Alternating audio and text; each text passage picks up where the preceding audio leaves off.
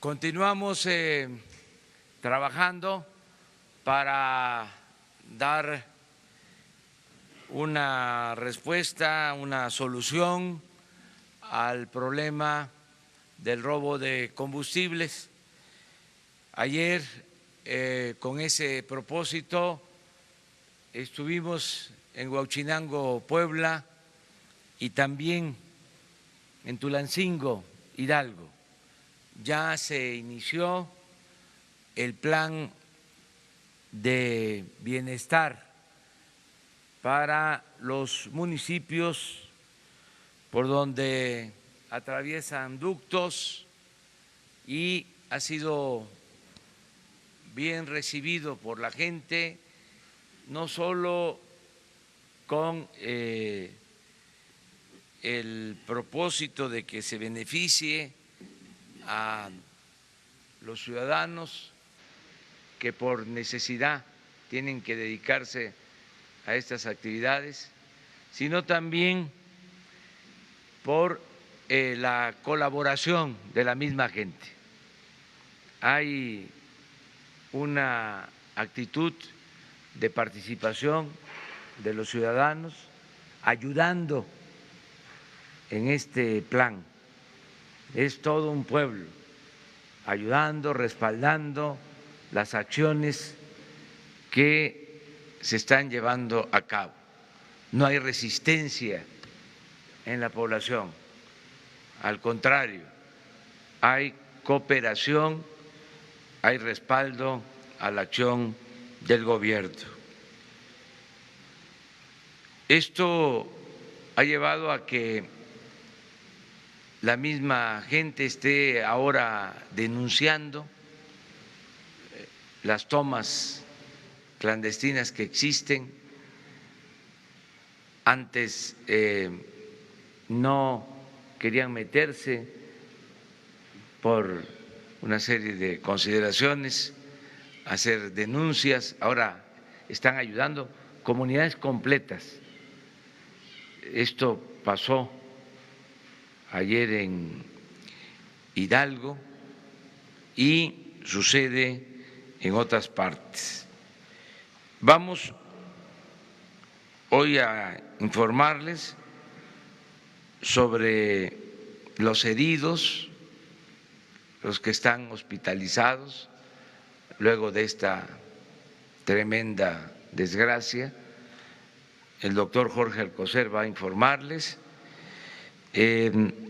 Posteriormente vamos a señalar algo relacionado con lo que mencionaba de tomas clandestinas encontradas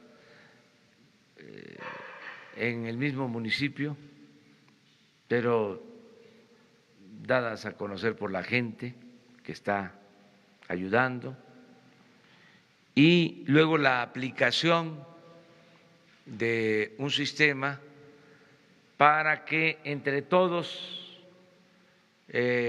controlemos, para que el mercado controle el precio de las gasolinas. Es algo legal, es nada más tener la información, es un plan, una aplicación que se llama ¿Quién es quién? En el precio de las gasolinas. Ya existía el sistema, pero nadie lo conocía. Y es una muy buena aplicación que hoy se va a presentar para saber cuánto cuestan las gasolinas y que la gente libremente opte por ir a cargar en la estación en donde esté mejor el precio.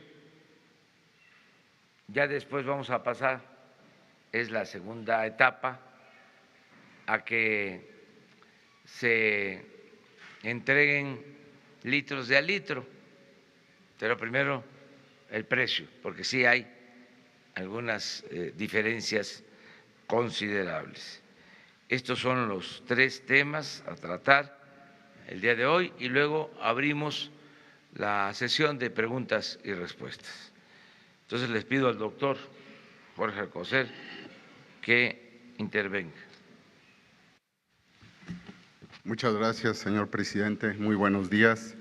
Continuamos en este triste contar de los fallecidos a través de este inolvidable y pienso que puede ser uno de los últimos eventos. Habíamos contado hasta ayer 98 defunciones de pacientes hospitalizados. Se han ido sumando algunos de hospitales privados y en el devenir de las últimas horas, incluyendo 2 en esta madrugada que fallecieron del Hospital Regional de Zumpango, hemos cuadrado una cifra final hasta ahora de 109 pacientes, 109 fallecimientos. Estos están localizados, desde luego, en diferentes hospitales, en el estado de Hidalgo 6, 7 en el estado de México, en la Ciudad de México 24, en Galveston 3 y en esta suma seguimos atendiendo a 40 pacientes hasta esta mañana. Muchas gracias.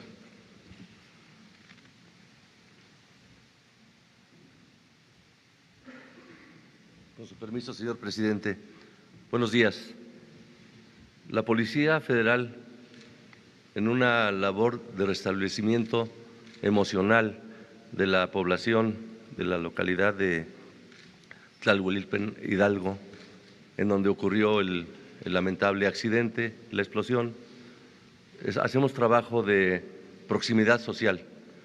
El trabajo social a cargo de policías federales, psicólogos expertos en atención emocional, ha logrado mantener no solamente la seguridad perimetral de la población de la localidad, a efecto de evitar riesgos de accidentes, y ha sido la propia sociedad, la comunidad, la que nos informó la existencia de 14 tomas clandestinas de altísimo riesgo que estaban en las inmediaciones de esa población en el desarrollo de los ductos de Pemex.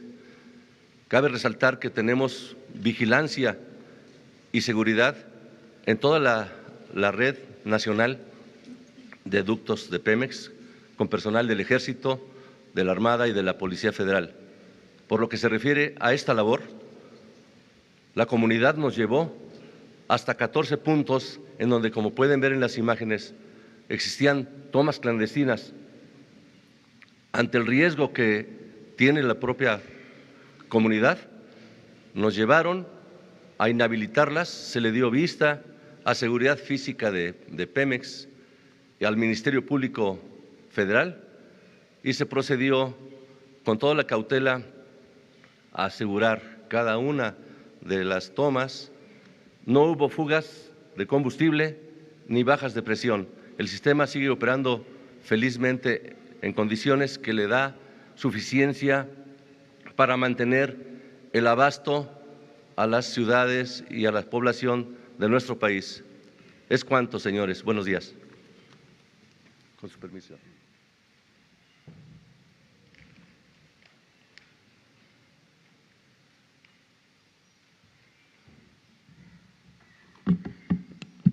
Sí, buenos días.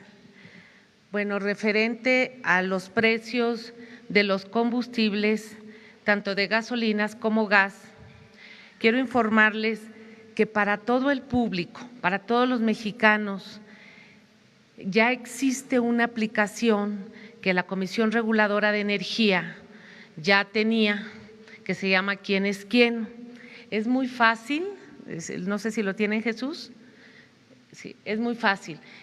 Esta aplicación es para conocer el precio del gas. Todos desde su celular bajan la aplicación AmiGas. Nos permite automáticamente encuentra el distribuidor. Si yo estoy en Tijuana, abre automáticamente mi localización como si fuera Waze y sale en qué parte de Tijuana estoy, realiza la búsqueda por localidad, compara precios, consulta números de contacto para realizar pedidos. En su caso, para el gas, verifica la autorización de vehículos que cuenten con la autorización de la Comisión Reguladora de Energía, se ingresan las placas del vehículo para validar si está registrado, si es un vehículo que tiene permiso, y evalúa el servicio, también la propia aplicación en el celular, cualquier persona califica si el servicio fue bueno o malo y se actualiza en la propia base de datos para que el usuario tenga una calificación del servicio. Y sobre gasolina, es la siguiente, por favor. Es esta aplicación. Esta aplicación es una invitación para que todos los mexicanos la bajemos en nuestro celular, se llama Gaso App.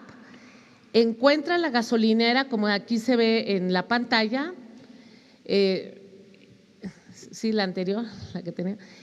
Ahí nos dice exactamente si está cercana, si es más barata, si es más cara, y esto nos va a ayudar porque de acuerdo a la ley, la gasolina pues está en el mercado, en el libre mercado, y sí tenemos una diferencia de precios muy sustancial. Ayer, por ejemplo, amanecimos aquí a 18 pesos con 30 centavos, 18 pesos con 50 centavos, y si todos los mexicanos nos enteramos, nos va a ayudar incluso a que los precios sean más justos y no haya tanto disparidad. Se selecciona el combustible, se escoge el radio en kilómetros, la principal, exactamente. Evalúa el servicio de las gasolineras, termina uno de cargar, evalúa, reporta precios en caso de que no correspondan con los de la aplicación. Hay una opción, si me decía la aplicación.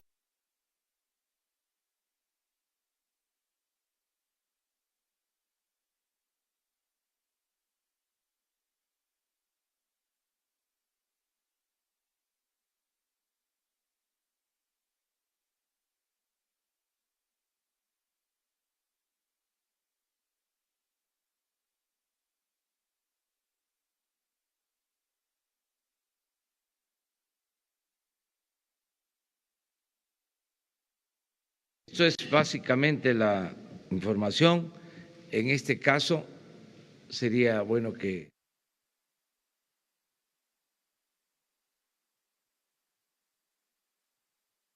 lo vayan viendo para ver si al final de el diálogo circular de la conferencia ya podemos decir que sí funciona o recomendarlo para que los ciudadanos usen este sistema. Debo aclarar que los distribuidores de combustibles se han portado bien en general, no se han aprovechado de la circunstancia. Son muy pocos los que han mantenido elevados los precios. La mayoría de las gasolinerías han mantenido un precio razonable de acuerdo al margen de utilidad que se tiene establecido en el mercado, pero es para evitar que unos pocos actúen indebidamente. ¿Quién controla los precios? La misma gente con este sistema de información. Hay que ir a cargar gasolina en donde hay buen precio y en donde se pueda demostrar posteriormente que se entrega completo, es decir, litros de a litro, que no hay fraude en las estaciones de distribución de gasolinas. Entonces sí, vamos a empezar ya con la sesión de preguntas y respuestas. Los tres, ustedes, Y luego 3 mujeres, 3 compañeros de acá. ¿Sí? Gracias, señor presidente. Manuel Rápalo con el medio Al Jazeera en inglés. La pregunta sobre Venezuela. Si nos puede aclarar su posición y el papel que piensa que le va a tocar a México como mediador en el proceso de la paz en el conflicto. Ya fijamos ayer nuestra postura a partir de lo que establece nuestra Constitución. El artículo 89 de la Constitución, fracción 10ª, con mucha claridad, define cuál debe ser la política exterior de México, apegada a principios como el de no intervención, el de autodeterminación de los pueblos, el de la solución pacífica de las controversias, el del diálogo, el de la defensa de derechos humanos. Entonces, con esos principios estamos actuando. Nosotros vamos a procurar siempre tener buenas relaciones con todos los pueblos y con todos los gobiernos del mundo. Y este caso lo está tratando el secretario de Relaciones Exteriores, Marcelo Ebrard, con todo nuestro respaldo y con respeto a lo que establece nuestra Constitución. Nosotros tenemos una historia muy importante en cuanto a política exterior, apegada a principios, y eso va a continuar. Si en algún tiempo se desviaron de esos principios, nosotros no lo vamos a hacer, no vamos a actuar violentando, transgrediendo principios constitucionales de política exterior. No es que estemos a favor o en contra de nadie, estamos por defender los principios constitucionales de la política exterior. Eso es básicamente. Buenos días, Alexis Pavón de SDP Noticias. En el mismo sentido, me gustaría saber si tiene algún tipo de reacción en cuanto a que ayer el presidente Nicolás Maduro reconoció el posicionamiento de Uruguay y México en cuanto a una ruta al diálogo y si su gobierno estaría dispuesto, primero si ha tenido contacto a partir de entonces con la representación venezolana y si su gobierno estaría dispuesto a organizar encuentros entre Maduro y sus opositores. La segunda pregunta va en el sentido en cuanto a el informe de actividades que presentó esta semana la Comisión Nacional de Derechos Humanos y de acuerdo con los datos ofrecidos, de 90 recomendaciones ordinarias emitidas durante 2018, solo se acató y se cumplió con una. Me gustaría saber si su gobierno piensa promover algún tipo de política o medida para que las dependencias federales acaten este tipo de recursos. Y aprovechando que está aquí la secretaria de Gobernación, esta semana visitó Chiapas y me gustaría saber si tuvo algún tipo de contacto con el gobernador en cuanto a la contingencia que se enfrenta en ese estado respecto a los homicidios de activistas, específicamente el de Sinar Corzo a inicios de este año y los de Noé Jiménez y José Santiago la semana pasada. Gracias. Bueno, ¿por qué no, licenciada, explica esto último, por favor? Sí, tuvimos contacto con el señor gobernador y por supuesto que él y también la Fiscalía apoyando la Fiscalía General, pero principalmente la Fiscalía del Estado está investigando estos casos. En uno de ellos, no recuerdo cuál de ellos porque no traigo ahorita mi nota, de Chiapas concretamente. En uno de ellos ya tiene inclusive a uno de los homicidas, de los asesinos que perpetraron este ilícito y está detenido. Hay otros casos que no, inclusive fueron de otros estados que llegaron contratados por algunos de estos personajes que tienen la calidad ahorita de indiciados por autoría intelectual, y también ya se están, digamos, pidiendo la colaboración de los otros estados vecinos que acudieron a este llamado de este señor que es el autor intelectual o presunto autor intelectual, y también ya se giraron las órdenes de aprehensión y la colaboración en los otros estados vecinos del estado de Chiapas para poder detenerlos.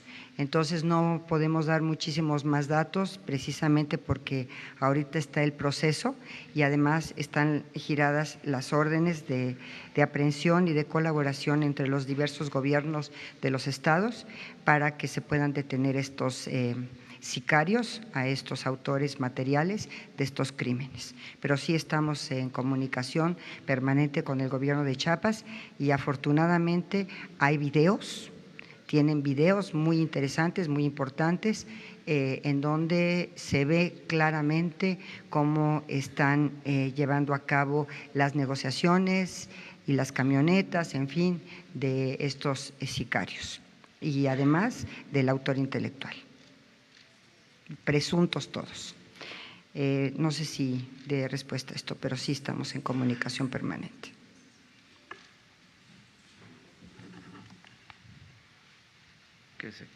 Nada más también para comentarles que acerca de las recomendaciones de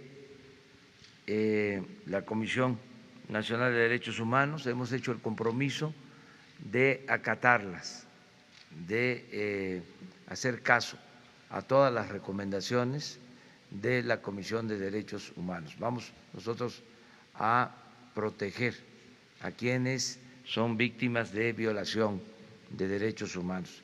Aquí quise que se quedara la licenciada Olga Sánchez porque ayer nos comentaron sobre el caso del periodista asesinado en Sinaloa, Javier Valdés, y tengo entendido de que van a estar familiares el día de hoy, su esposa.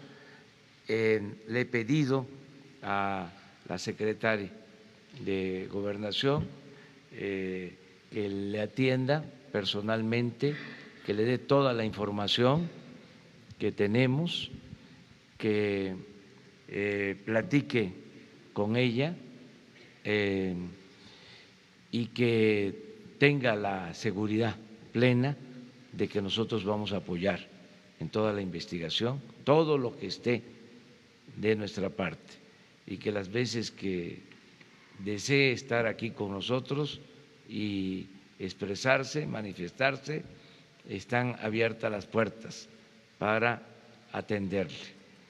La licenciada tiene un informe que presentarle, no lo queremos hacer público por razones de tipo legal, pero que se les va a informar ampliamente y vamos a estar nosotros al tanto de esto, y si pasa el tiempo y no hay avances, que venga con nosotros y que aquí se pueda expresar.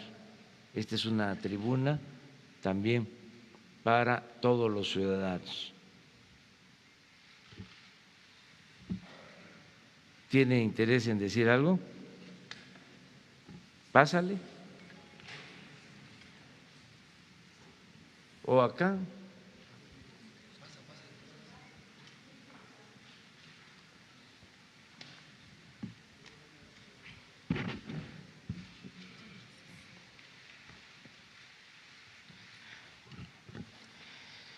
Buenos días a todas, a todos.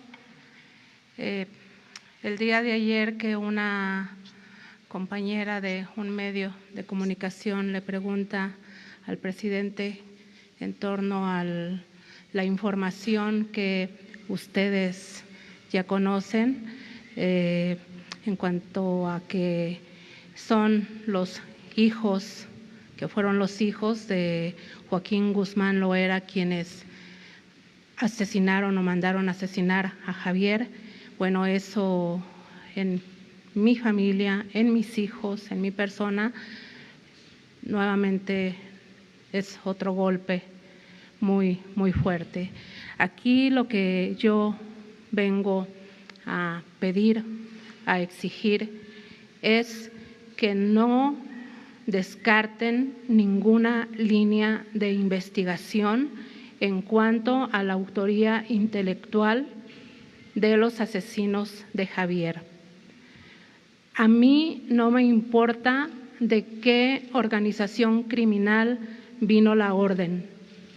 A mí lo que me importa es que quede muy claro que y también que la Fiscalía General, ahora la nueva Fiscalía General de la República, haga su trabajo, que profundice más en las investigaciones, que sea muy rigurosa, muy exhaustiva y se determine quién dio la orden de asesinar a Javier.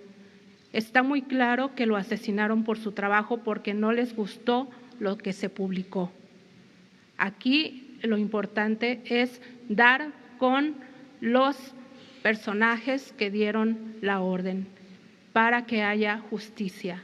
Es lo que yo puedo pedir en este momento, que es lo más importante. ¿Quién dio la orden? ¿Quién está mintiendo y quién tiene la razón? Exigimos verdad, exigimos justicia y exigimos castigo para los asesinos de Javier, los materiales, pero sobre todo los intelectuales.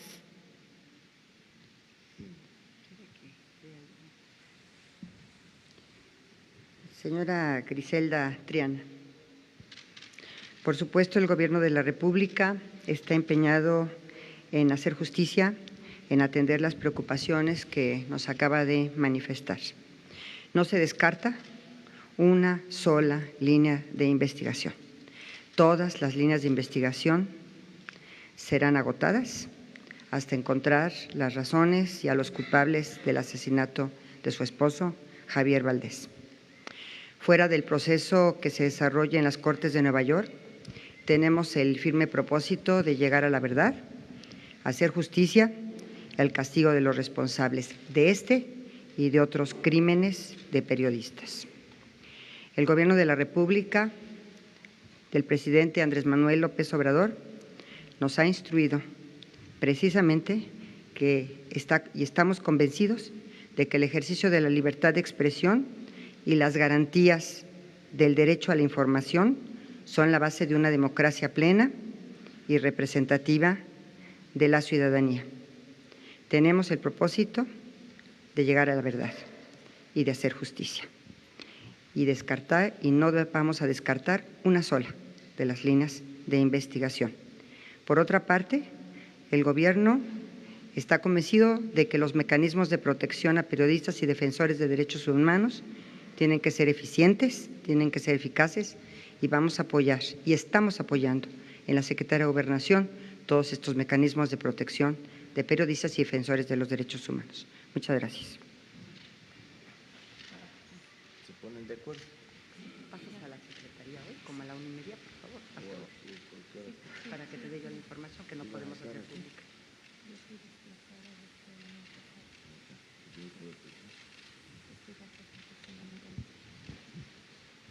Te espero allá. Bueno, acerca de si México está en condiciones de permitir que las partes en conflicto en Venezuela cuenten con la intermediación de la Secretaría de Relaciones Exteriores para lograr el diálogo y la solución pacífica de las controversias lo establece nuestra Constitución.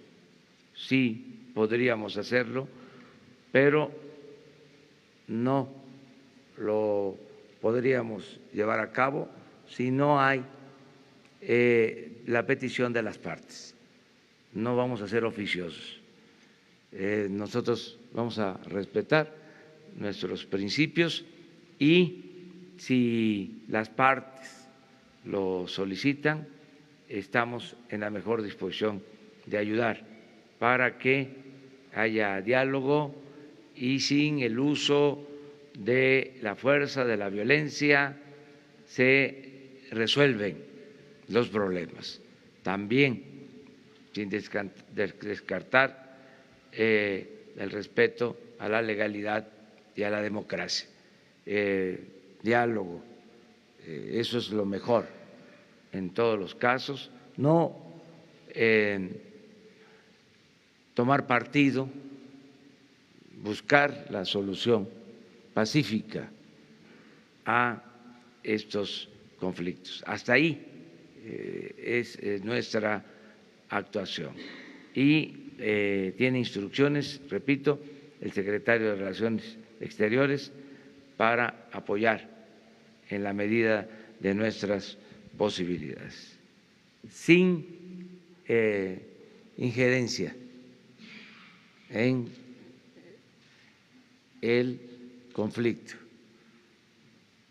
Esto tiene que ver con una tradición histórica de nuestro país en política exterior. No nos debemos de meter en asuntos de otros pueblos y de otras naciones porque no queremos que ninguna hegemonía, ningún gobierno extranjero intervenga en los asuntos que solo corresponden a los mexicanos. Ese es el principio general. Bueno, entonces vámonos por acá con mujeres, compañeras. Hola, presidente, buenos días. Rosa Elena Soto, de Acústica Noticias y La Neta Noticias. Pues muy cerca de Huachinango, donde fue ayer a esta gira para hablar con los pobladores, está una hidroeléctrica en Necaxa. Ahí se entregaron concesiones el sexenio pasado a la empresa Motangil y al ESME. Muchos de estos contratos hay señalamientos de que estuvieron plagados de corrupción. Yo le preguntaría, señor, si se revisarán los contratos de las denuncias que se presentaron en su momento al respecto, también si hay huachicol eléctrico, si se van a revisar estos contratos y a estas personas que se les dieron estos contratos en su momento el sexenio pasado, ¿de qué magnitud es el huachicol en el sector energético eléctrico? Pues es que está plagado el gobierno de huachicol. Hay huachicol en las distintas áreas del gobierno, huachicol en la compra de medicinas, huachicol en la industria eléctrica, huachicol también en la construcción de obras, huachicol arriba y abajo, y vamos a terminar con el huachicol, vamos a terminar con la corrupción y se va a revisar todo, no va a haber impunidad. En estos contratos hay revisión y si hay denuncia van a seguir su curso en las instancias correspondientes. Tenemos que buscar una solución a el conflicto que se originó con el despido de más de 40,000 trabajadores de la empresa de Luz y Fuerza del Centro. Están por todos lados. Parte de esto que menciona de la empresa Necaxa tiene que ver con un grupo de trabajadores de la empresa de Luz y Fuerza del Centro. Le he pedido a la secretaria de Energía, Rocío Nale, que hable con todos, porque complica la situación el hecho de que están divididos. Tenemos que buscar la forma de unificarlos, sobre todo a los trabajadores, tomando en cuenta también la opinión de los antiguos dirigentes. Este era un sindicato ejemplar, era el sindicato posiblemente más democrático de México durante muchos años, hasta que lo quebraron, lo destruyeron con saña en el periodo neoliberal. Entonces, tenemos que buscar la forma de ayudar a los trabajadores y de resolver casos de corrupción que se hayan presentado, no atribuibles a los trabajadores, sino a empresas que se valieron de la ocasión. Pero en eso estamos. Aprovechando, pues en la semana Javier Lozano mencionaba que el despido de trabajadores, de burócratas que se da en su sexenio es comparable con el que se dio en la época de Felipe Calderón, con esta situación del SMI. No, ¿Qué piensa nosotros al no. respecto? El ajuste se hizo arriba, nada más se cortó el copete de privilegios. Los trabajadores de base sindicalizados se respetaron.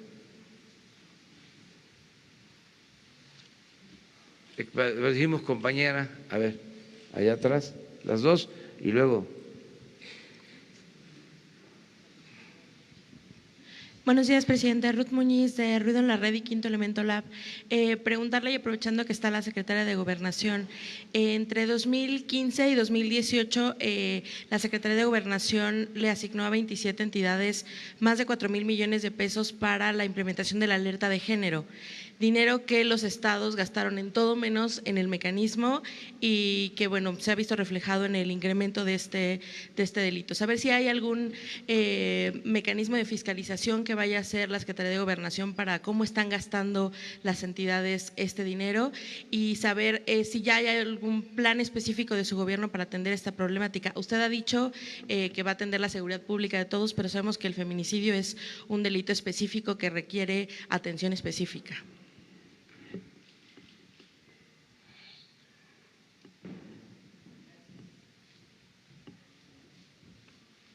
En los próximos días vamos a resolver el tema de la titular de InMujeres. Pienso que no va a tardar más de 1 o 2 semanas máximo, porque se tienen que agotar los procedimientos para su nombramiento, y le vamos a presentar al señor presidente la terna que me ha instruido que se le presente para que él elija a la titular de InMujeres. Y también tenemos que proceder al cambio de la titular de CONAVIM dentro de la Secretaría de Gobernación. Por supuesto, y todos lo saben y lo conocen, yo tengo un compromiso no solamente personal, sino institucional con el tema de los feminicidios. Creo que nuestro país encabeza, por decirlo menos, la lista en la región de los países que tienen este grave problema. Desde luego vamos a enfocarnos primordialmente en la prevención del delito de feminicidio. Le comentaba en algún momento al señor presidente, esto es un producto básicamente de violencia que surge desde la familia. Entonces, concientizando y reforzando a la institución familiar para evitar violencia tanto en contra de la mujer, cuanto más también a veces en contra de los propios hijos de ambos padres, contra ellos, vamos a estar tenemos programas y vamos a estar muy abocados a estos dos tipos de violencia.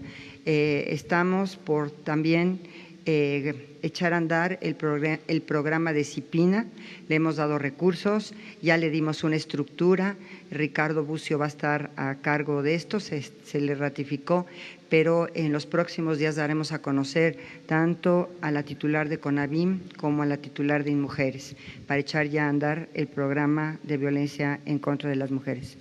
Desde luego, la alerta de género, a pesar de lo criticado que ha sido, es un instrumento y una herramienta muy importante para que el gobierno pueda tener esta prevención en materia de feminicidios. Pero estamos sumamente comprometidos con el tema, yo en lo personal y por supuesto, como no podría ser de otra manera, el gobierno de la República y del presidente López Obrador, para poder reducir lo más que se pueda este grave crimen contra las mujeres. Muchas gracias. ¿Qué pasaría, perdón, con los 4,000 millones que ya se asignaron, que ya gastaron las entidades y que pues no están viéndose reflejados? A ver, van a tener que transparentarse todos los recursos, peso a peso de lo que se les entrega a las entidades federativas para los temas de prevención de la violencia en contra de la mujer y de los programas de los institutos estatales de las mujeres, se va a revisar. Por supuesto, se asignó, y lo cual estamos sumamente reconocidas al presidente de la República, que se dieron todos estos recursos para la prevención de la violencia, y también tenemos que dar buenos resultados, no solamente a nivel internacional en la CEDAW, sino al pueblo de México respecto de la prevención, porque más que otra cosa es prevenir que se vayan sucediendo estos graves ilícitos en contra de las mujeres. Una compañera, sí.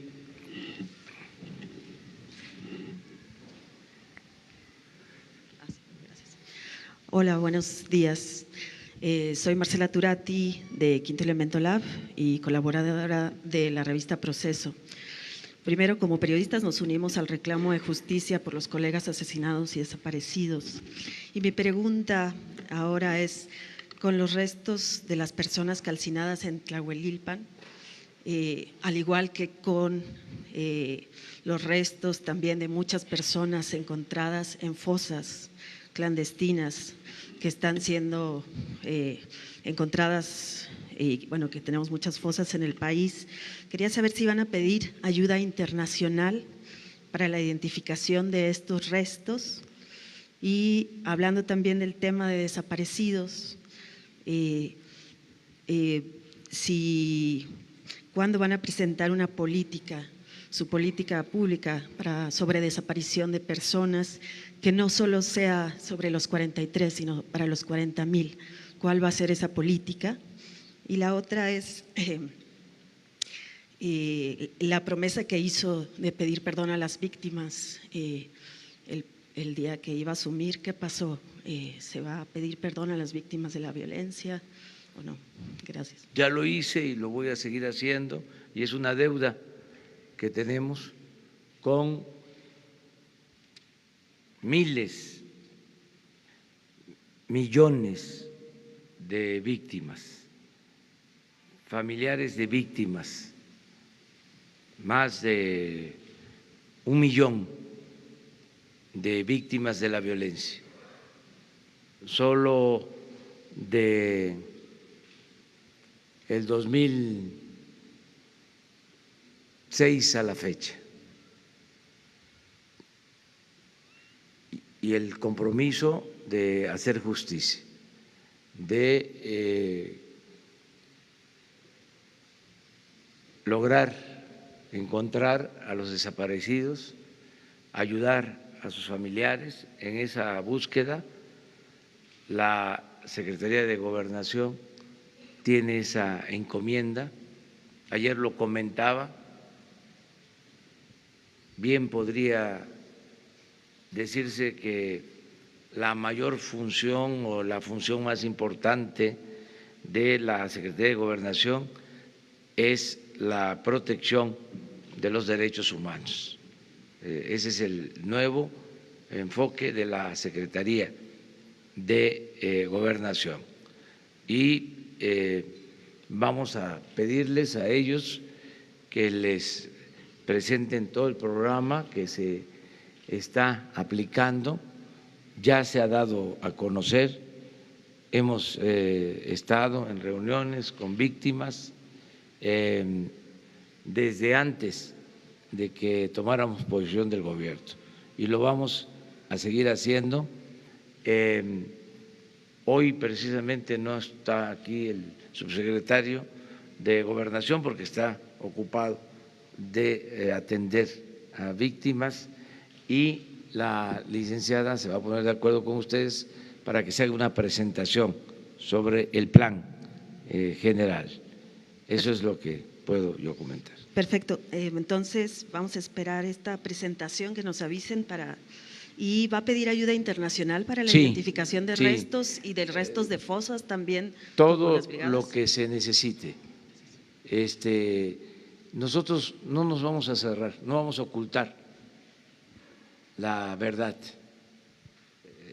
Ese es un distintivo del nuevo gobierno, la transparencia, el que la vida pública sea cada vez más pública, no ocultar nada. Aunque se trate de temas muy dolorosos, decirlo, no evadir nuestra responsabilidad, ¿no? Para nada. A ver, 3 hombres. Vamos, Ricardo. Señor presidente, si me permite, en homenaje a Javier Valdés, quien nos dejó una lección de vida en lo profesional y en lo personal, a todos quienes lo tratamos. Señor presidente, es entendible y muy loable que su gobierno esté atendiendo las emergencias de todas las comunidades por las que atraviesan los ductos, porque está visto que en este país los pobres son siempre los que pagan las tragedias. No hay tragedias en los fraccionamientos de los ricos, nunca. Lo que para muchos de nosotros fueron molestias, las colas en las gasolineras, para ellos es fuego y muerte. La pregunta, señor presidente, es si se atreverá usted a enfrentar el tótem, el vellocino de oro de los gobiernos recientes para desarrollar un nuevo modelo económico propio, como han hecho Corea, Malasia, Singapur en el sudeste asiático, Botswana en África. Un nuevo modelo de vida de este país para aprovechar lo que usted llama el enorme potencial del trabajo y la honradez de los mexicanos, además de nuestras tierras, nuestras costas, nuestra ubicación geoestratégica que nos permite mirar a todo el mundo. Pero sobre todo, cerrar ya no la brecha, sino la inmensa, creciente, brutal y ofensiva distancia entre los cada vez menos que tienen más y los cada vez más que tienen menos, señor presidente. Eso, Ricardo, es el propósito del gobierno, propósito principal. A mí no me importa la parafernalia del poder, no estoy aquí para disfrutar del cargo. El poder, siempre lo he dicho y lo he puesto en práctica, el poder solo tiene sentido y se convierte en virtud cuando se pone al servicio de los demás. El propósito del gobierno que represento es llevar a cabo la cuarta transformación de la vida pública del país. Y esto significa desterrar el principal problema de México, que es la corrupción y la impunidad. Y en eso estoy. Además, estoy seguro que esa fórmula va a dar resultados, porque la corrupción no solo hay que combatirla por razones de índole moral, hay que combatirla también porque es mucho el dinero que se va a unas cuantas manos y que ahonda las desigualdades. Y por eso la crisis de México. Por la corrupción hay pobreza. Por la corrupción hay inseguridad, hay violencia. Entonces, si continuamos con el plan de acabar con la corrupción, vamos a lograr el renacimiento de México. Estoy convencido. Por ejemplo, sé que van a mejorar las condiciones de vida y de trabajo de los mexicanos. Estoy seguro de que vamos a sacar de la pobreza a millones de mexicanos. Y ya tenemos el mecanismo. No solo es impulsar las actividades productivas y crear empleos, que ya lo estamos haciendo. Lleva tiempo porque cuesta echar a andar el gobierno luego de haber estado parado durante mucho tiempo, porque el gobierno no estaba funcionando para promover el desarrollo, ni mucho menos para beneficiar al pueblo. El gobierno estaba funcionando para facilitar el saqueo, el robo, en beneficio de unos cuantos. Entonces, echar a andar el gobierno para promover el desarrollo, para que no sean nada más los negocios lo que importe, los negocios jugosos, para traficantes de influencia, para políticos, pues es tener que pensar en la siembra de 1 millón de hectáreas de árboles frutales, maderables, en ejidos, en pequeñas propiedades que fueron abandonadas.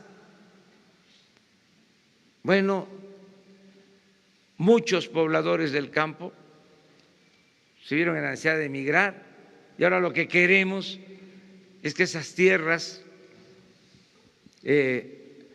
abandonadas se siembren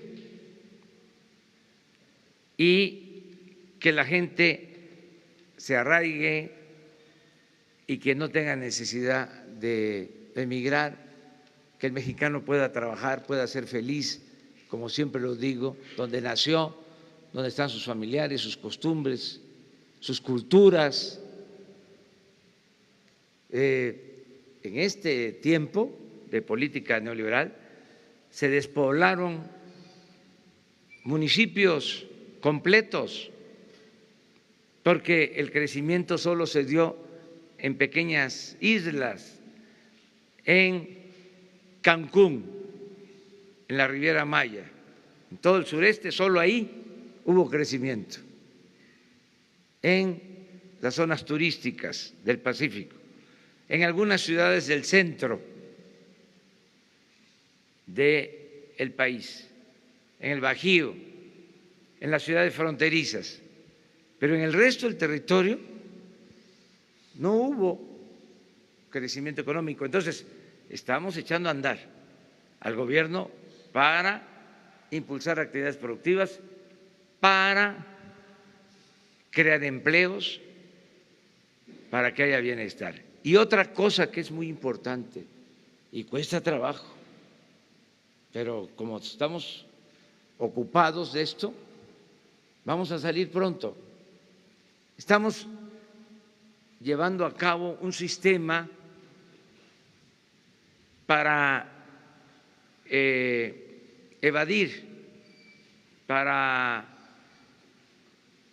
no tener que pasar el dinero que le corresponde a la gente por el aparato administrativo. Es un sistema para transferir fondos, dispersar fondos desde la tesorería de la Federación al beneficiario, de manera directa, con una tarjeta. Se está haciendo un censo de bienestar para identificar al adulto mayor, a la persona con discapacidad, al productor del campo, al que está estudiando y necesita una beca, pero no entregar esos recursos a ninguna organización, ni pasarlos por las instancias administrativas del gobierno. No es de que somos de la organización Emiliano Zapata, independiente, o de la organización La Antorcha Mundial, y nos vas a dar a nosotros los recursos y nosotros los vamos a distribuir, le vamos a entregar a la gente los apoyos. Ya no, se acabó, se terminaron los moches. Ahora le va a llegar a la gente de manera directa, con una tarjeta. Pero nos enfrentamos de que México es de los países con menos conectividad en el mundo, porque los bancos se concentraron en las grandes ciudades, la comunicación de Internet en las grandes ciudades. Solo el 25% del territorio tiene posibilidad de comunicación con teléfono móvil. A veces los técnicos hablan de la inclusión financiera y ya están haciendo operaciones por teléfono, porque existe Internet, pero en nuestro país no hay ni siquiera comunicación por telefonía móvil en cabeceras municipales. Entonces, tenemos que crear toda esta infraestructura. Y se habló de reforma de las telecomunicaciones. ¿Y en qué se benefició la gente? Si no hay Internet en hospitales, ni en centros de salud, ni en escuelas, ni en los caminos, ni en las plazas públicas.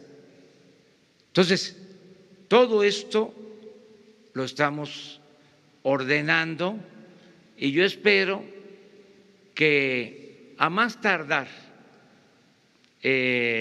a la mitad de este año, cuando estemos cumpliendo 6 meses, esté echado a andar todo el gobierno con una nueva concepción, con una nueva filosofía. Y entonces sí, vamos a atender el fondo del problema, que es el de la corrupción que produce desigualdad y pobreza. Entonces sí podemos hablar de un nuevo modelo económico, señor presidente. Un nuevo modelo económico. Gracias. Un nuevo modelo económico. Gracias, presidente.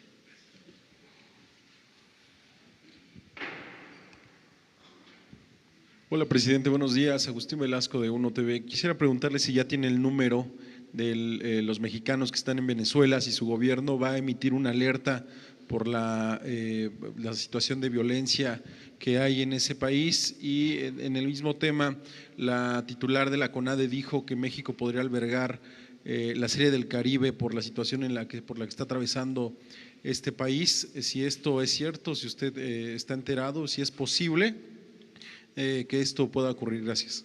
La Secretaría de Relaciones Exteriores está atendiendo esto y ya está informando sobre los mexicanos en Venezuela, y en términos políticos ya definimos cuál es nuestra postura.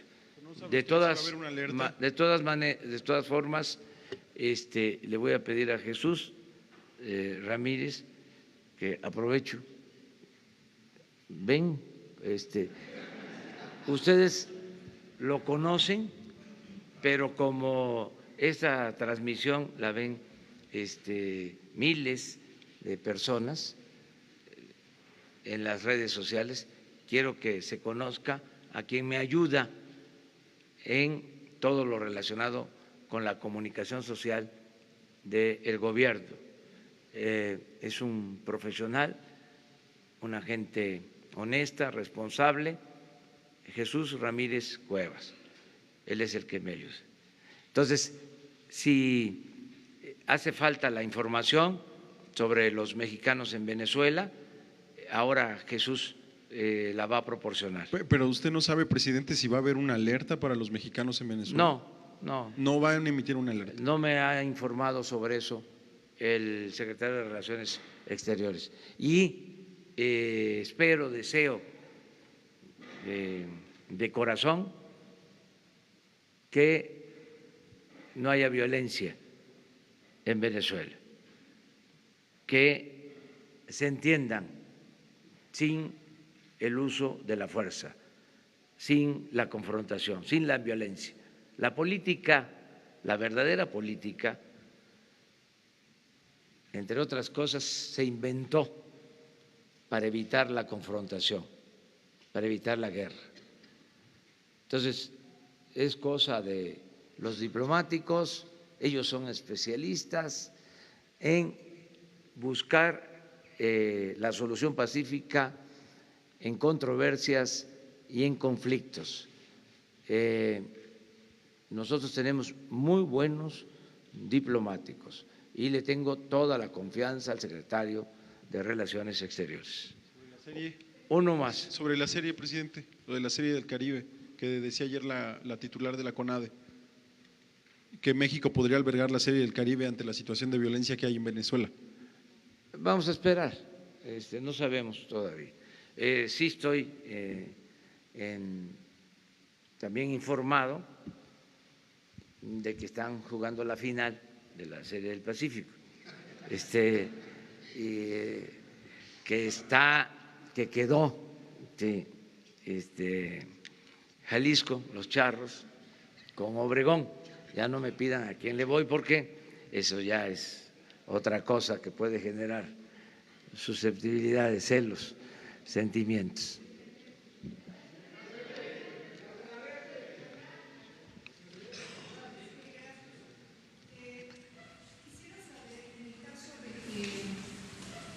En el caso de que el gobierno de Venezuela le tomara la palabra y decidiera solicitar una intermediación del gobierno de México, ¿estaría dispuesto a que las negociaciones o mesas se establecieran aquí, en nuestro país, como ha sucedido ya históricamente con otros conflictos en Centroamérica?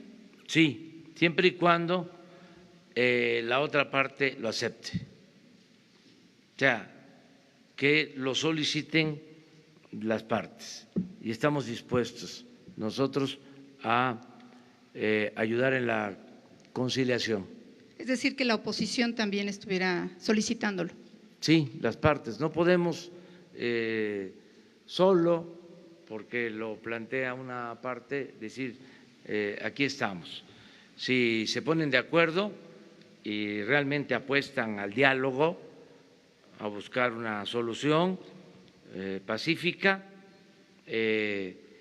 nuestro país lo ha hecho en otras ocasiones en temas de política exterior, lo volveríamos a hacer.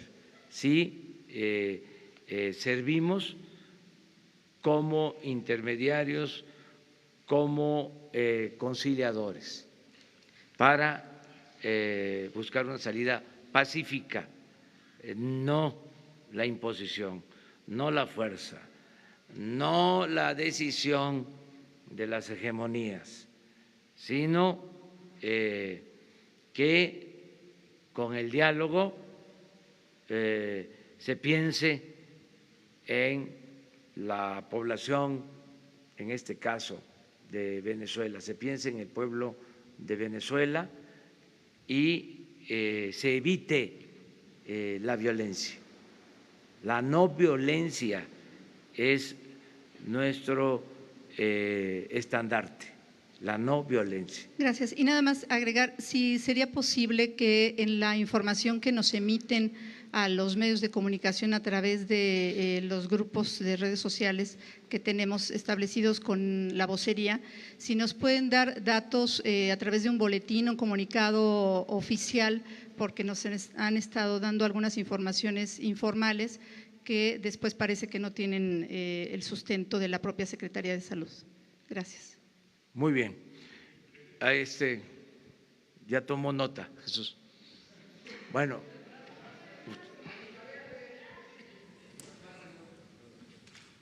Ustedes tres.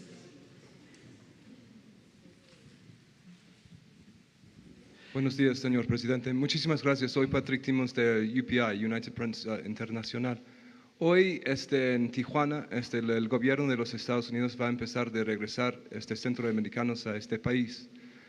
Y realmente estoy recibiendo muchísima información confusa del secretario de INAMI. ¿Qué se puede decir al respecto?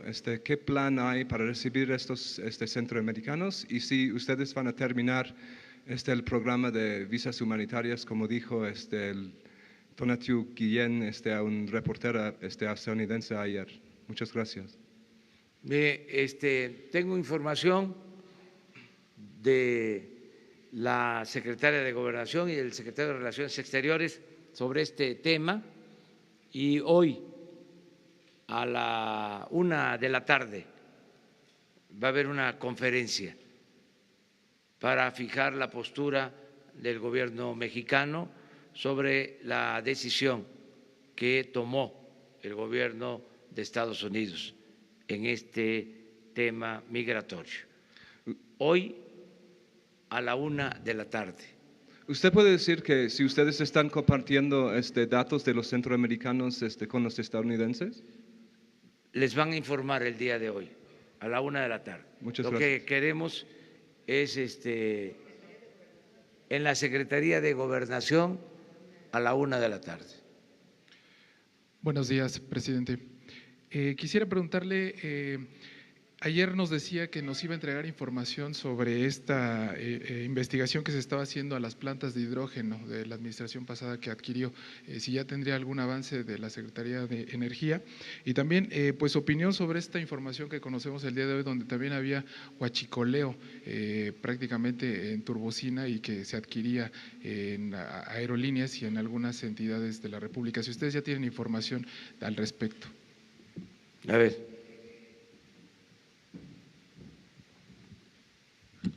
Referente a las ventas que se hicieron de las plantas de hidrógeno de Pemex. Ayer salió un comunicado, un medio, sobre la venta de 3 plantas. Se realizaron nada más en 2. En la refinería de Tula fue un contrato de compraventa de la planta de hidrógeno entre Pemex Transformación Industrial y Air Liquide México, SADRL DCB.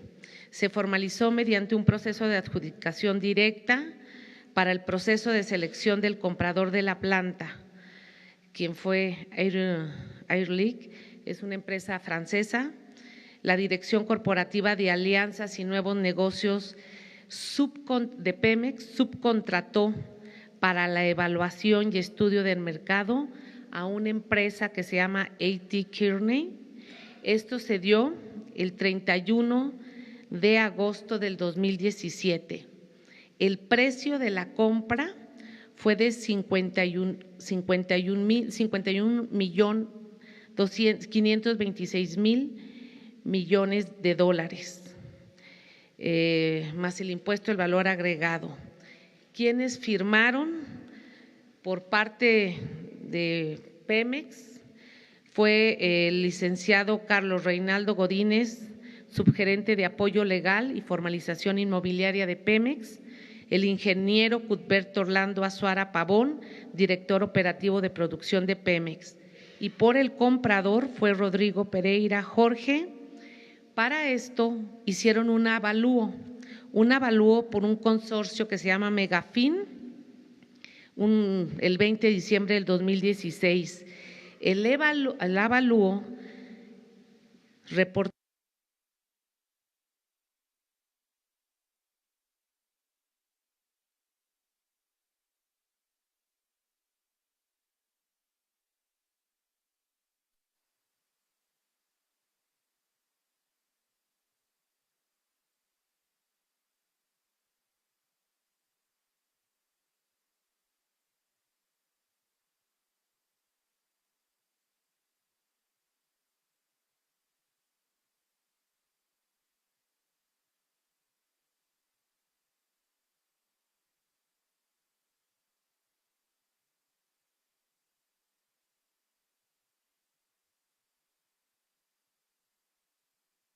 las refinerías producen por sí en la planta reformadora hidrógeno.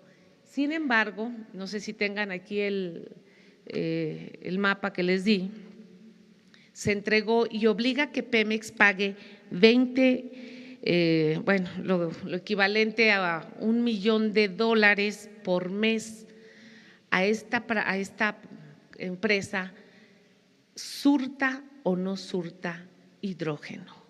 Por supuesto, estuvimos ahí en Tula, es una planta que era de propiedad, estábamos recolectando los datos para que la Secretaría de la Función Pública investigue. La de Cadereyta, fíjense, la de Cadereyta se había hecho el mismo proceso, pero no les dio tiempo, no firmaron porque tiene el gerente de la planta, de la refinería que firmar, no firmó, los trabajadores no firmaron la entrega y a pesar de que se hizo todo el proceso, la última parte que fue el acuerdo, o sea, pagar para que la planta se rehabilitara, era parte del acuerdo, la tenían que arreglar y entregar, no se hizo y por eso Cadereyta no se entregó. Madero, efectivamente el contrato de compra-venta fue entre Pemex Transformación Industrial y Linde Hidrógeno SADCB, se formalizó mediante un proceso de adjudicación directa. Para el proceso de selección del comprador de la planta, la Dirección Corporativa de Alianzas y Nuevos Negocios de Pemex subcontrató para la evaluación y estudio del mercado a la empresa Aclara, fue con fecha 11 de abril del 2018, el precio de compra fue de 31.893.000 y más el impuesto del valor agregado.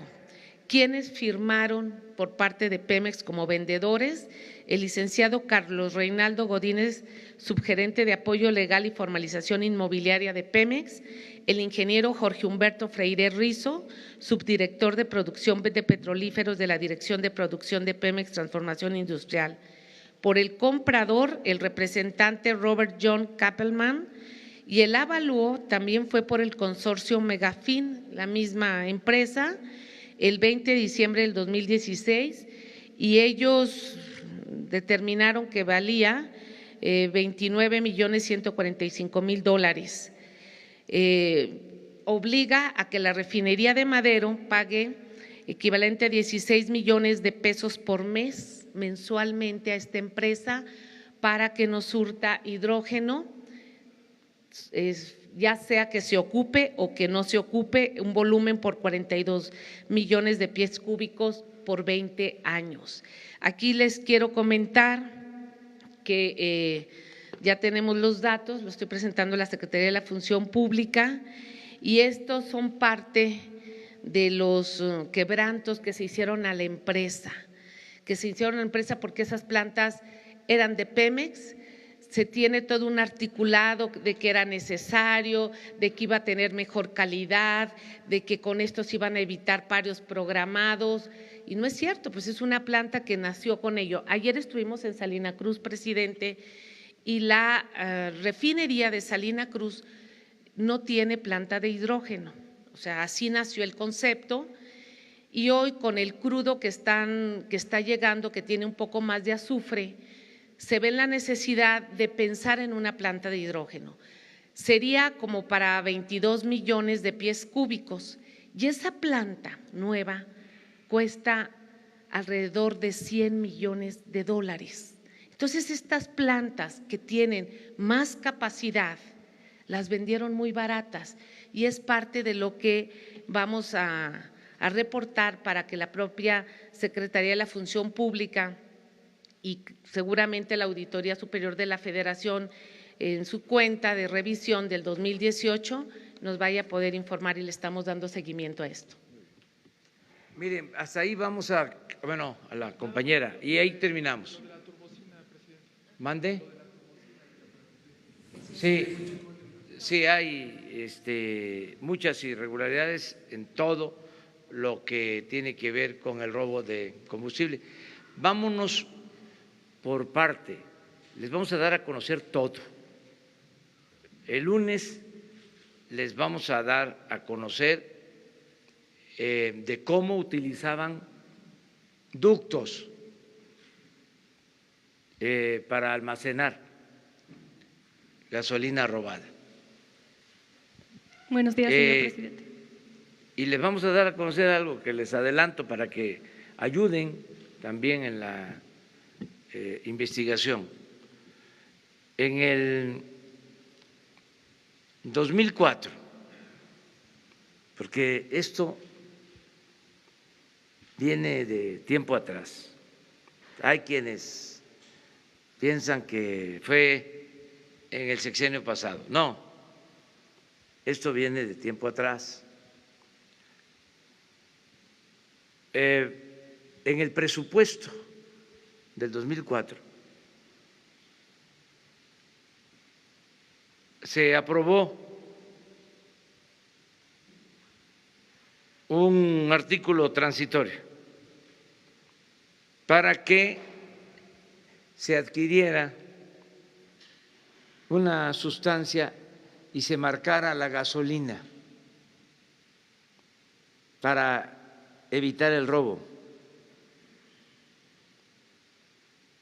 para distinguir la gasolina robada y la gasolina de Pemex.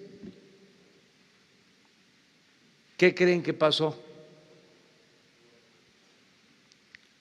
El Ejecutivo en ese entonces, no voy a mencionar nombres, presentó una controversia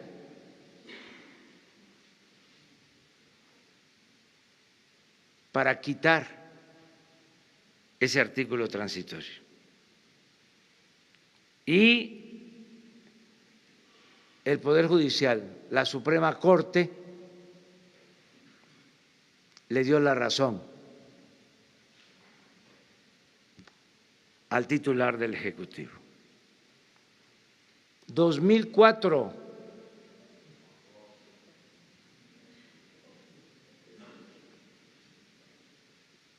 Entonces, todo esto se tiene que conocer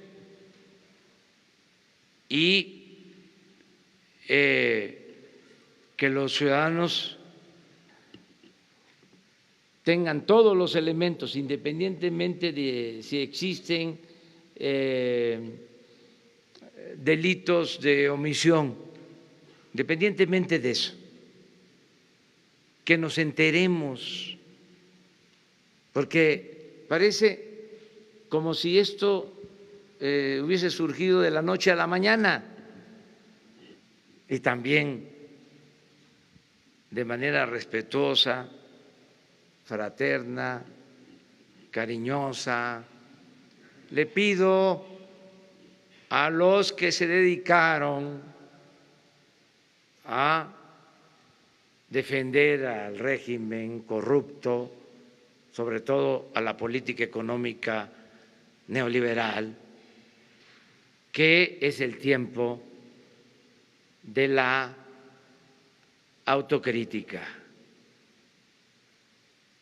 ya no seguir en la autocomplacencia. Es tiempo de rectificar y de hacer una revisión en lo personal. ¿Cómo fue que se toleraron estos atracos, estos abusos? ¿Qué responsabilidad?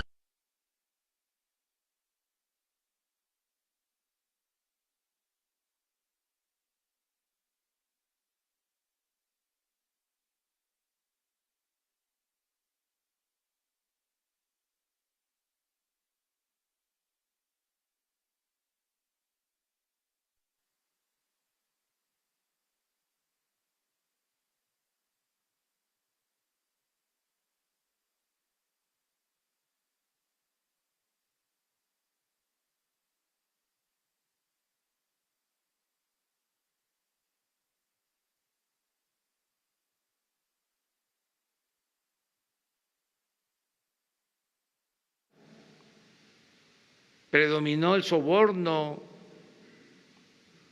el beneficio personal, se abandonó al pueblo. Es que nuestro país es muy fuerte, tiene muchas riquezas naturales y un pueblo bueno, trabajador, honesto. Por eso se han resistido pues todas las calamidades. Y saben también que nos ha ayudado mucho nuestra cultura. La cultura ha sido nuestra salvadora, es lo que nos ha sacado adelante. Por eso hemos enfrentado epidemias, inundaciones, terremotos, malos gobiernos, todo, y salimos adelante.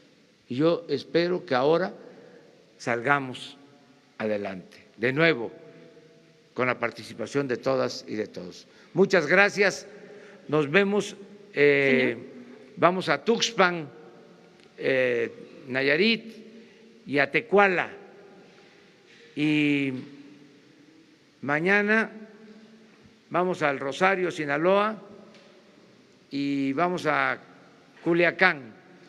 Y el domingo va a haber algo muy importante. Vamos a iniciar el plan de fomento a la lectura en Mocorito, Sinaloa. Y vamos a estar también en Guasave el domingo. Y nos vemos el lunes en la mañana por acá. Muchas gracias. Señor, la última pregunta. La última pregunta acá, señor. De la Agencia Informativa de Educación de México, Televisión Educativa, Sharon Smoke, sobre la gira que dio ayer en Puebla y en Hidalgo, mencionó o habló más bien a las personas sobre la necesidad de reforzar los valores en los jóvenes. Si nos pudiera comentar qué papel juegan los adultos en esta situación y la cartilla moral, y también recordar que ayer fue la primera vez que se conmemoró el Día Internacional de la Educación. Si nos puede decir en su gobierno qué papel tendrá el tema educativo. La primera pregunta del lunes para responder, ¿ya? La cartilla moral, ¿de acuerdo? Ahí quedamos.